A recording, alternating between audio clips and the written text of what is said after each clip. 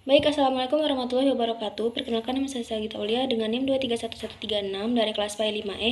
Di sini saya akan menjawab dua pertanyaan yang telah diberikan oleh Ibu Utin Mutia selaku dosen pengampu mata kuliah pengembangan kurikulum. Langsung saja ke jawaban yang pertama, yaitu menurut pendapat saya, pergantian kurikulum PAI di Indonesia terjadi karena berbagai faktor yang bersifat dinamis, baik dari sisi sosial, politik, maupun kebutuhan peserta didik itu sendiri. Perubahan kurikulum tidak bisa dilepaskan dari perubahan zaman yang terus berkembang dan menuntut sistem pendidikan untuk menyesuaikan diri agar tetap relevan. Nah, salah satu faktor utama penyebab pergantian kurikulum PAI adalah perubahan sosial dan perkembangan teknologi informasi. Peserta didik saat ini hidup di era digital yang serba cepat, sehingga cara berpikir, berperilaku, dan belajar mereka juga berbeda dengan generasi sebelumnya. Jika kurikulum tidak diperbarui, maka pendidikan agama akan tertinggal dan tidak mampu menjawab tantangan zaman. Karena itu, kurikulum PAI harus diarahkan agar nilai-nilai Islam dapat dipahami dan diterapkan secara kontekstual dalam kehidupan modern, bukan hanya dalam tatanan teori. Selain itu, perubahan kebijakan nasional dan politik pendidikan juga menjadi faktor yang cukup dominan. Setiap pergantian pemerintahan biasanya membawa visi dan arah baru dalam dunia pendidikan. Hal ini berpengaruh terhadap struktur kurikulum, termasuk kurikulum PAI. Namun, menurut saya, meskipun perubahan kebijakan memiliki peran, seharusnya perubahan kurikulum tidak semata-mata mengikuti arus kebijakan formal, tetapi harus berpijak pada kebutuhan nyata peserta didik dan kondisi sosial masyarakat.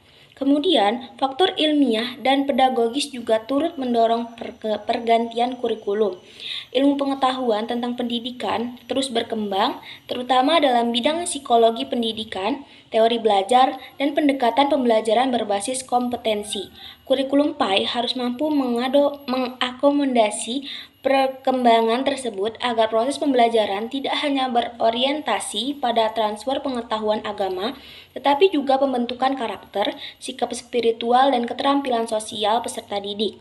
Dengan demikian, menurut saya, perubahan kurikulum PAI di Indonesia lebih banyak didorong oleh kebutuhan untuk menyesuaikan diri dengan perkembangan zaman dan kebutuhan peserta didik. Meskipun tidak dapat dipungkiri bahwa faktor kebijakan formal juga turut mempengaruhinya. Idealnya, setiap perubahan kurikulum harus berlandaskan pada kajian ilmiah yang mendalam tentang kebutuhan peserta didik, tantangan global, serta nilai-nilai dasar pendidikan Islam. Hanya dengan cara itu, kurikulum PAI dapat menjadi pedoman yang efektif dalam membentuk generasi beriman, berilmu, dan berakhlak mulia di tengah arus modernisasi. Lanjut ke jawaban yang kedua, menurut pendapat saya sebagai calon guru PAI, pergeseran kurikulum pendidikan agama Islam dari yang semula berorientasi pada hafalan, kemudian menuju pada orientasi kompetensi dan kini menekankan pada pengalaman belajar yang bermakna, menyenangkan, dan mendalam, merupakan perubahan yang sangat positif dan relevan dengan kebutuhan pendidikan saat ini.